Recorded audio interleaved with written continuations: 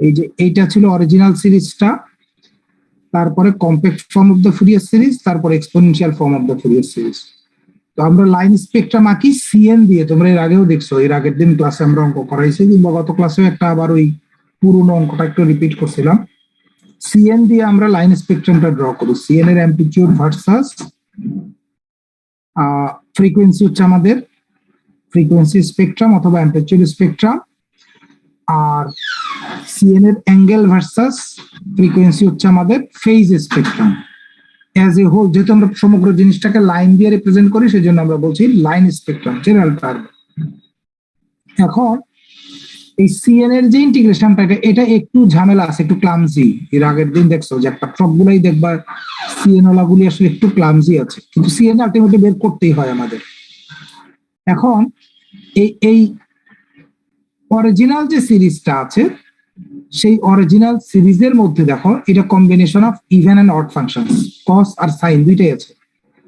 কস গুলো হচ্ছে ইভেন গুলো, আর সাইন হচ্ছে অড ফাংশন। তাহলে কোন সিগন্যালের মধ্যে দেখো, যদি সেই সিগন্যালটা ইভেন সিমেট্রিক হয়, তাহলে একটা সুবিধা আছে, সেটা হচ্ছে তার ভেতরে আসলে অড পার্ট থাকেই না। অর্থাৎ অড পার্ট থাকে না বলতে হচ্ছে কি, দেখো বিএন গুলো তার ক্ষেত্রে তার মধ্যে জিরো, তার বিএন ক্যালকুলেটই করা লাগে না। আসলে তোমরা ক্যালকুলেট করলেও দেখবা জিরো। আমরা একটা অঙ্ক করছিলাম, এই যে প্রথমটা, এই ওয়েবটাই আমরা সলভ করছি, দেখবা যে এটা সলভ করতে গিয়ে ওখানে আমরা সলভ করে দেখছো বিএনটা আমরা পাইছি জিরো। ক্যালকুলেশনটা দেখবা যে ওখানে আমাদের বিএন এর ভ্যালু গুলো জিরো। তো এই এখন বিএন গুলো আসলে ইভেন সিমেট্রিক, যদি সিগন্যাল অবজার্ভ করে দেখা যায় যে সিগন্যালটা ইভেন সিমেট্রিক, তাহলে বিএনটা বের করার প্রয়োজনই নেই। তাহলে ইন দ্যাট কেস এই সিরিজটা যেহেতু, এক্সকিউজ মি প্লিজ,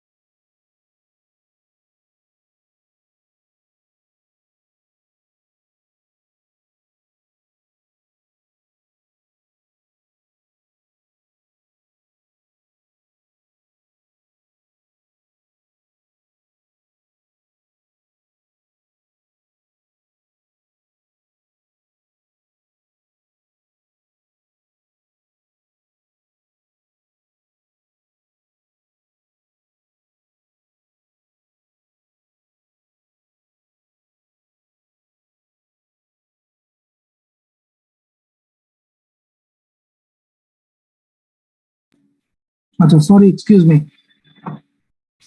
চারদিকে ডেঙ্গুর উৎপাত, তোমরা শুনতে পাচ্ছ কি আমার কথা?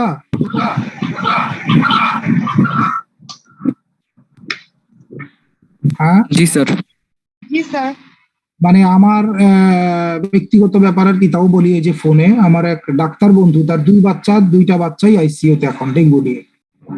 সো অত্যন্ত সচেতন থাকা উচিত আর কি, এখন কোনো উপায় নেই এছাড়া। খুবই খারাপ অবস্থা, আমি নিজে হসপিটালে গেছিলাম গতকালকে দেখতে, খুব ভয়াবহ সিচুয়েশন। সো বি কেয়ারফুল, মানে ডেঙ্গু খুব ভয়ঙ্কর ভাবে আউটব্রেক করছে। আচ্ছা, তো এখন যে কথা বলছিলাম, যে ইভেন সিমেট্রিক সিগন্যাল হলে বিএন হচ্ছে জিরো। সো বিএন যদি জিরো হয়, তার মানে সেক্ষেত্রে আমাদের বিএন গুলা ক্যালকুলেট করারই প্রয়োজন নাই। এই ইন্টিগ্রেশনটা তোমরা অঙ্ক করলে দেখবা, এই যে আমরা এন বিএন দিয়ে যে বের করি, এই ইন্টিগ্রেশন গুলা কিন্তু এই সিএন বের করার চেয়ে ম্যাথমেটিক্যালি। তো যে কারণে যদি সিমেট্রি থাকে, তাহলে in that case it's wise to take the advantage. তখন বিএন যদি বের না করো, তাহলে আলটিমেট সিরিজটা দাঁড়াবে হচ্ছে এরকম, খুব সিম্পল হয়ে যেটা সিএন আর এন তখন সেম। সো এই এন ভার্সাস যদি আমরা এন ওমেগা একে দেই, তাহলে আমরা কিন্তু লাইন স্পেকট্রাম পেয়ে যাবো, আর তার করসপন্ডিং অ্যাঙ্গেল যা আসে। কারণ লক্ষ্য করে দেখো, ফাংশনটা অলরেডি কিন্তু কসে আছে। এই জাতীয় প্রবলেম বিপি লাঠির বইতে পাওয়া, বিপি লাঠির বইতে অনেকগুলো প্রবলেম করা আছে এই জাতীয়। বিপি লাঠির সিগন্যালস এন্ড সিস্টেমস এর বই আছে, অনলাইনে সার্চ করলে পাবো আর কি, পিডিএফ কপিও পাওয়া যায় সলিউশন সহ। আর যদি সিগন্যাল ইভেন সিমেট্রিক হয়, অড সিমেট্রিক হয়, যে দেখো এই দিক থেকে রাইটে তাকালে যা দেখা যাবে, এই অ্যাক্সিস থেকে রাইটে তাকালে যা দেখা যাবে, এদিকে যদি তাকাও, যদি একই জিনিস বাট অপোজিট দেখো, উল্টা নেগেটিভ দেখো, তার মানে হচ্ছে সে অড সিমেট্রিক। আর যদি সে অড সিমেট্রিক হয় তাহলে তার ভেতরে এ এন থাকবেই না, সো আমাদের এ এন বের করবার প্রয়োজনই নেই। ঠিক আছে, এ এন বের করার দরকার নাই। ইন দ্যাট কেস দেখো, যেহেতু এ এন জিরো, তার মানে তার সাথে আসলে তার এভারেজ ভ্যালুও জিরো। যদিও এটা সিগন্যালের অবজারভেশন দেখেই বলে দেওয়া যায়, কারণ এই সিগন্যালের আসলে উপরে যা ভ্যালু, এটার উপরে যা ভ্যালু নিচে তাই, এভারেজ করলে আসলে জিরোই পাওয়া যাবে এই যে একটা পিরিয়ডের মধ্যে, তাই না? একইভাবে এই সিগন্যালেও লক্ষ্য করে দেখো, পিরিয়ডে যদি এভারেজ করো জিরো পাওয়া যাবে, কিন্তু এইটার কিন্তু এভারেজ ভ্যালু জিরো না। এটা দেখেই বোঝা যায় যে এর মধ্যে একটা এভারেজ ভ্যালু আছে। সো সিগন্যাল দেখেও কিন্তু এগুলো বলে দেওয়া যায়। তাহলে এইটার এভারেজ ভ্যালু নাই এবং সেটা ক্যালকুলেট করার প্রয়োজনও নাই পরীক্ষায়। ওই শুধু কথাটা লিখে দিলেই হবে যে এটা অড সিমেট্রিক সিগন্যাল, তার ভেতরে এ এন জিরো, এবং সেখান থেকে দেখো তখন সিরিজটা হয়ে যাবে only B N sine N omega T, তাই না? যেহেতু এন জিরো, এই যে আমাদের এই সিরিজটা, এটা জিরো, এ এন জিরো, তাহলে B N sine N omega T শুধু এইটাই থাকবে। যেহেতু কম্প্যাক্ট ফর্ম দিয়ে রিপ্রেজেন্ট করতে হবে তাকে, মানে কোসাইনে রিপ্রেজেন্ট করতে হবে, সো লক্ষ্য করে দেখো, এটা যদি সাইন হয় তাহলে N omega T minus pi by two, যে অ্যাঙ্গেলটা আমরা এই যে কোসাইনে রিপ্রেজেন্ট করে নিয়েছি, অর্থাৎ প্রত্যেকটা হারমোনিকের অ্যাঙ্গেল হবে 90 ডিগ্রি তখন। ঠিক আছে, প্রত্যেকটা অ্যাঙ্গেলই 90 ডিগ্রি হবে। এই বিপি লাঠির বইতে আছে, আমি নেক্সট ডেতে এটা বের করে রাখবো তোমাদের জন্য প্রয়োজনে,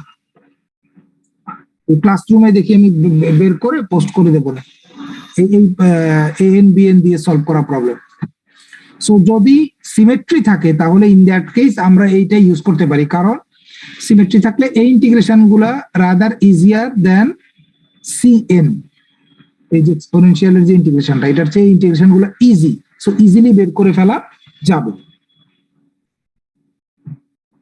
আচ্ছা, আর যদি হাফ ওয়েভ অড সিমেট্রি হয়, কখন আমরা সিগন্যালকে হাফ ওয়েভ অড সিমেট্রি বলি? দেখো, একটা সিগন্যাল অড সিমেট্রিক, সিগন্যালটা কিন্তু অড, এদিকে তাকাও এদিকে তাকাও, একই জিনিস। এখানে দেখতেছো যে ভ্যালুগুলো, ইনস্ট্যান্টানিয়াস ভ্যালুগুলো সেম, সেম জিনিস কিন্তু নেগেটিভ, অড। কিন্তু এটা লক্ষ্য করে দেখো, এই হচ্ছে তার একটা ফুল পিরিয়ড। সো তার হাফ ওয়েভে এসে যদি এইখানে এসে তাকাও,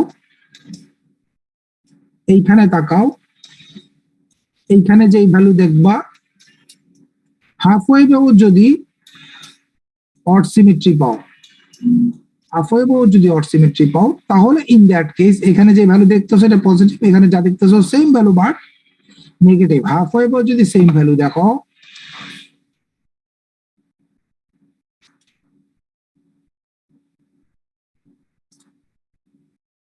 তার ভিতরে এন তো থাকবেই, এ জিরো তো থাকবেই না, এভারেজ ভ্যালু একটু আগেই বললাম, সিগন্যাল দেখেই তো সেটা বলা যাচ্ছে যে এর মধ্যে আসলে একটা পিরিয়ডে দেখো ওর মধ্যে এভারেজ ভ্যালু নাই, তাহলে এটা নাই।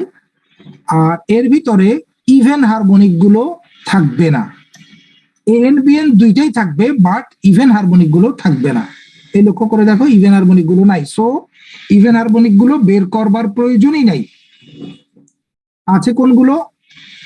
অড হারমোনিক গুলো আছে, অর্থাৎ ওই সময় যদি আমরা সিগন্যালটাকে লিখি তাহলে ওই যে আমাদের যে জেনারেল ফর্ম আছে সে আসলে হয়ে যাবে এরকম, তিনটা পরে বসাচ্ছি, A two N plus one কস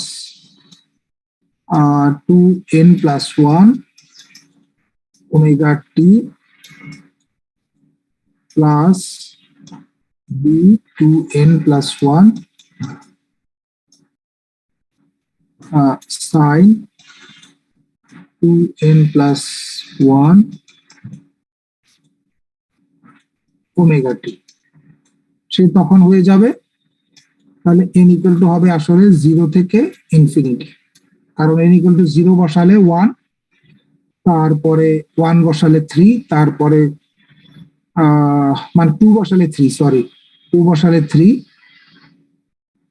1 বসালে 3, আরে কি উল্টা পাল্টা বলছি, 1 2 3 4 মানে অড হারমোনিক গুলো থাকে। লক্ষ্য করে দেখো 2n প্লাস 1 যদি হয়, তাহলে n ইকুয়াল টু যদি আমি 0 1 2 3 এটা বসাই, তাহলে আমি শুধুমাত্র অড হারমোনিক গুলো পাবো। যেমন প্রথমটার জন্য 1 পাবো, এখানে 1, তারপরে 1 বসালে 3, তারপরে দেখো 2 বসালে পাবো 5, 3 বসালে পাবো 7 এন্ড সো অন।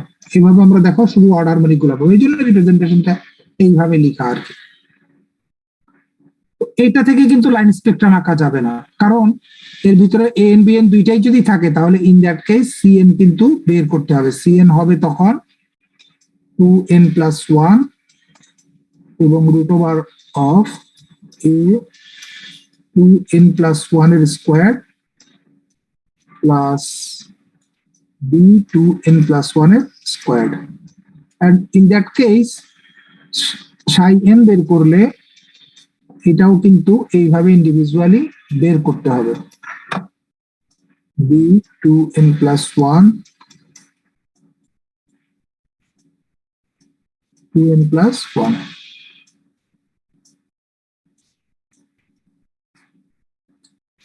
ঠিক আছে,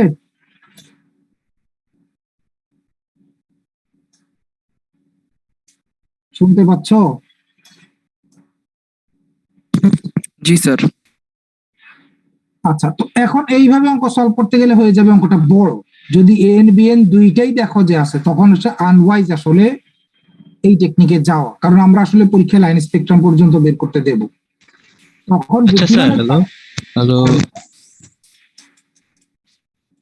বলো। স্যার, এই সিগন্যালটাকে যদি আমরা একটু শিফট করি তাহলে কি এটা হাফ ওয়ে বট সিমেট্রি থাকবে? শিফট করলে আর থাকবে না। শিফট করলে থাকবে না? না না, শিফট করলেও থাকবে। সরি, সিমেট্রি কোথায় যাবে শিফট করলে? শিফট করলে যাবে না, সিমেট্রি তো ওই একই রকমই থাকবে। হাফ ওয়েভে ধরো এটাকে যদি আমি শিফট করে নিয়ে আসি, অর্থাৎ তুমি যেটা বলতেছো সে তখন হয়ে যাবে এইরকম। শিফট করে দিলাম না, দেখো শিফট করলে কি হচ্ছে দেখো, আমার এই হচ্ছে পিরিয়ড একটা এই পর্যন্ত, তাহলে হাফ ওয়েভটা হচ্ছে আমার এখানে, তাই না? দেখতে পাচ্ছ কি? আমি রংটা একটু আলাদা করে দিই। এই হচ্ছে আমাদের পিরিয়ডটা, এটা হচ্ছে পিরিয়ড, তাহলে হাফ ওয়েভটা হচ্ছে এইখানে। তাহলে এই হাফ ওয়েভে আমি এইখান থেকে যদি দেখি, এখান থেকে দেখি যে ভ্যালুগুলো দেখতেছি, এই ভ্যালুগুলো আছে পজিটিভ, আর হাফ ওয়েভ থেকে এখানে সেম জিনিস বাট নেগেটিভ। তাইলেও কিন্তু দেখো হাফ ওয়েভ অড সিমেট্রি হয়েই গেছে। হাফ ওয়েভ সিমেট্রি কিন্তু অড। মানে স্যার, হাফ ওয়েভ সিমেট্রি আমরা ফোল্ড করি, তারপর হলো শিফট করি, যাই করি না কেন মানে সিমেট্রি বজায় থাকবে। হ্যাঁ, কারণ ওর তো পিরিয়ডটা তো আর চেঞ্জ হয়ে যাচ্ছে না, পিরিয়ডটা তো চেঞ্জ হচ্ছে না, তাই না? ওর সাথে রিলেশন তো পিরিয়ডের। তুমি যে ডানে বাই শিফট করলে পিরিয়ডটা চেঞ্জ হয়ে যাচ্ছে না, পিরিয়ড তো যা আছে তাই থাকবে।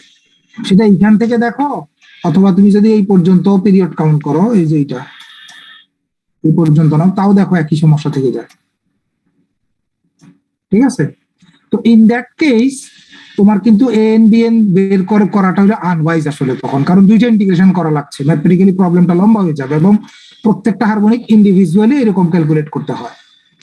সো এইটা না করে সবচেয়ে বুদ্ধিমানের কাজ হচ্ছে তখন সিএন ডাইরেক্টলি বের করা, কারণ সিএন বের করলে আমার কঠিন হোক কিন্তু একটা ইন্টিগ্রেশন সলভ করলে প্রবলেম সলভ হয়ে যাবে, কারণ সিএন এর অ্যাঙ্গেল আর ওই যে সিএন এর অ্যাম্পলিটিউড ওটা আমি একবারেই পেয়ে যাবো। সো বেটার বুদ্ধি হচ্ছে আসলে ইভেন সিমেট্রি আর অড সিমেট্রি যদি ডিরেক্টলি না থাকে, অন্য কোনো সিমেট্রি থাকলেও, বইতে দেখবা আরো বহু ধরনের সিমেট্রি আছে, আমাদের এই বইগুলোতে নাই, নেটে সার্চ দিলে দেখবা সিগনালে আরো কিন্তু সিমেট্রি আছে। হ্যাঁ, আরো ডিফারেন্ট ডিফারেন্ট অনেক সিমেট্রি আছে, আমরা সিলেবাসে অতগুলো ইন্টিগ্রেট করলে সবার গন্ডগোল লেগে যাবে আসলে। তোমরা এই তিনটা হচ্ছে বেসিক আর কি। তো এই দুইটা যদি থাকে দেন সবচেয়ে বুদ্ধিমানের কাজ হচ্ছে এন বি এন দিয়ে সলভ করা, কারণ তখন খুব ফাস্ট প্রবলেমটা সলভ করে ফেলা যাবে। আর যদি দেখো যে অন্য সিমেট্রি গুলো আছে, হাফ ওয়েভ অড সিমেট্রি আছে, তখন সবচেয়ে বুদ্ধিমানের কাজ হচ্ছে সিএন বের করা, কারণ তখন আমি একটা ইন্টিগ্রেশন করলেই আমার প্রবলেম সলভ। আদারওয়াইজ কিন্তু আমার দুইটা ইন্টিগ্রেশন সলভ করতে হবে, এন ও বের করতে হবে, আবার বিএন ও বের করতে হবে। সো এন বিএন দুইটাই যখন দেখবা যে না বের করতে হচ্ছে, তখন ইন দ্যাট কেস এইসব সিমেট্রি ইউজ করার প্রয়োজন নেই, তখন এই সিমেট্রিক পদ্ধতিতেই যাবা না, ঠিক আছে? তখন সিএনটা ডাইরেক্ট বের করবা। আমি এটা বিপি লাচির বইতে আছে, আমি প্রবলেমটা খুঁজে এই এক্সাম্পল আমি দেখি ক্লাস ইয়েতে কি বলে জানো, ওই ক্লাসরুমে দেখি পোস্ট করে দেবো আর কি, ঠিক আছে? তো কালকের ক্লাসটা নেব না, আমার এই ল্যাপটপটা খুব ডিস্টার্ব করতেছে, আমি একটু ইয়ের কাছে নিতে হবে, টেকনিশিয়ানের কাছে নিতে হবে এটা। কালকের ক্লাসটা নেব না, আমি পরে ইনশাল্লাহ মেকআপ ক্লাস নেবো আর কি। আর তোমরা বিপি লাচির বইতে, বিপি লাচি এই বইটা নেটে সার্চ দিলে পাবা, এটা নেটে সলিউশন সব পাওয়া যায়। বইটাতে প্রচুর টেক্সট আছে, কিন্তু এটা বেশ স্টুডেন্ট ফ্রেন্ডলি বই। এই বইতে পাবা এই এএনবিএন এর প্রবলেম দেখবো, ওখানে আছে, দেওয়া আছে। আমি বের করে ক্লাস কি বলে ক্লাসরুমে দেখি, পাইলে আমি দিয়ে দেবো। এবং ওখানে অনেক প্রবলেম আছে রিলেটেড, তোমরা ওইখান থেকে একটু দেখতে পারো আর কি। তো কালকের ক্লাসটা একটু নিতে পারছি না আমি, সরি, পরে ইনশাল্লাহ মেকআপ নিয়ে নেবো আর কি এটার জন্য। তো আজ এখানেই রাখি, একটু প্রবলেম করতেছে একটু, আমি এখানেই রাখি, সরি। স্যার বিপি লাচির বইটার নাম কি? এটাও সিগন্যালস এন্ড সিস্টেমস নামেই, আমি দাঁড়াও নেটে সার্চ দিলে হয়তো এক্ষুনি পাওয়া যাবে। তোমরা তো আমার স্ক্রিন মনে হয় দেখতে পাচ্ছ আর কি, এখানে দেখো হয়তো।